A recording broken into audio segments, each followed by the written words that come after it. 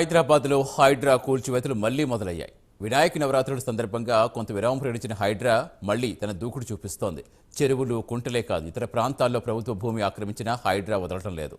తాజా కూల్చివేతలతో హైడ్రా మరో సంచలనానికి దారితీస్తుంది. రాత్రి పగలు తేడా లేకుండా హైడ్రా బుల్డోజర్లు అక్రమ కట్టలు తొక్కేస్తున్నాయి. నవరాత్రుల విరామం తర్వాత హైడ్రా మరింత దూకుడుగా వ్యవహరిస్తోంది. దీనిపై ప్రైమ్ 9 ప్రత్యేక కథనం.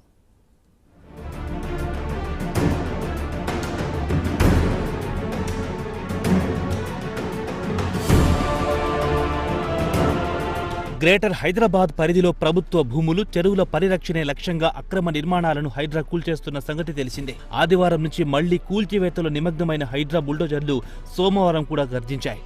ఆక్రమణల అంతు చూస్తున్నాయి. సోమవారం మాదాపూర్లోని కావూరి హిల్స్ పార్క్ స్థలంలో అక్రమ షెడ్లను హైడ్రా కూల్చేసింది. దీంతో చెరువులను, కుంటలను మాత్రమే కాదు ప్రభుత్వ స్థలం ఎక్కడ కబ్జాకు గురైన హైడ్రా బుల్డోజర్లు వాటి భరతం పట్టనున్నాయి. కావూరి హిల్స్ లో స్పోర్ట్స్ అకాడమీ ఏర్పాటు చేశారు. ఈ స్పోర్ట్స్ అకాడమీపై కావూరి హిల్స్ అసోసియేషన్ హైడ్రాకు ఫిర్యాదు చేసింది. కావూరి హిల్స్ అసోసియేషన్ ఫిర్యాదుతో అక్రమ షెడ్లను కూల్చేశారు. ఈ అక్రమ నిర్మాణాలను తొలగించి కావూరి హిల్స్ పార్క్ పేరిట బోర్డును కూడా ఏర్పాటు చేయడం విశేషం. మరోవైపు పార్క్ స్థలాన్ని 25 ఏళ్లు లీజుకు తీసుకున్నామని స్పోర్ట్స్ అకాడమీ నిర్వాహకులు చెబుతున్నారు.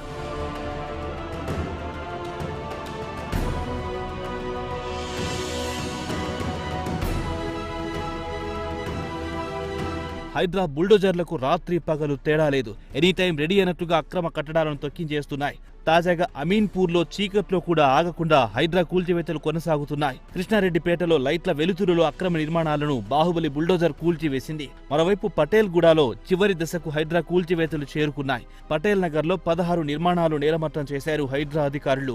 అమీన్పూర్ పరిధిలో హైడ్రా కూల్చివేతలు ఇంకా కొనసాగుతున్నాయి. కృష్ణారెడ్డిపేటలో 1 ఎకరం ప్రభుత్వ స్థలం స్వాధీనం చేసుకున్నట్టుగా అధికారులు తెలిపారు. పటేల్ గూడలో ప్రభుత్వ స్థలాన్ని ఆక్రమించిన నిర్మాణాలను తొలగించినట్లుగా పేర్కొన్నారు. సర్వే నెంబర్ 12/2, 12/3లోని 25 నిర్మాణాలను కూల్చివేసినట్టుగా తెలుస్తోంది. పటేల్ గూడలో 3 ఎకరాల ప్రభుత్వ భూమి స్వాధీనం చేసుకున్నట్టు, ఇతర ప్రాంతాల్లో దాదాపు 8 ఎకరాల ప్రభుత్వ స్థలం స్వాధీనం చేసుకున్నట్టుగా పేర్కొన్నారు. రెవెన్యూ, నీటిపారుదల, టౌన్ ప్లానింగ్ తో కలిసి కూల్చివేతలు జరిగాయి. ఈ సందర్భంగా నివాసం కోసం నిర్మించుకున్న భవనాలను కూల్చివేయలేదని, వ్యాపారం కోసం నిర్మించిన వాటిని మాత్రమే తొలగించామని హైడ్రా అధికారులు చెబుతున్నారు.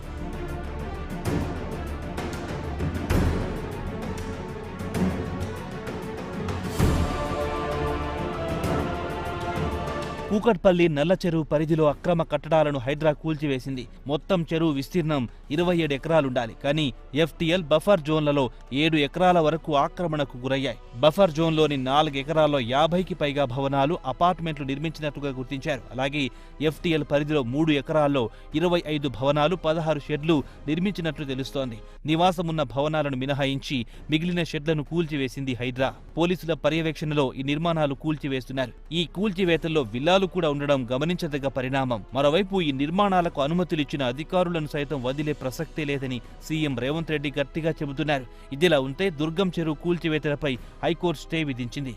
ఇక్కడి నిర్మాణాల్లో సీఎం రేవంత్ రెడ్డి సోదరుడి భవనం ఉండడం సంచలనంగా మారింది. తన సోదరుడైనా సరే అక్రమ కట్టడమైతే కూల్చివేయాల్సిందే అని సీఎం గతంలోనే పేర్కొన్నారు. అక్టోబర్ 4న లేక్ ప్రొటెక్షన్ కమిటీ ముందు దుర్గం చెరువు నిర్వాసితులు హాజరు కావాలని హైకోర్టు కోరింది. వారి అభ్యంతరాలను పరిగణలోకి తీసుకుని అక్టోబర్ 4 నుండి 6 వారాల్లోపు ఫైనల్ నోటిఫికేషన్ జారీ చేయాలని లేక్ ప్రొటెక్షన్ కమిటీకి హైకోర్టు ఆదేశించింది.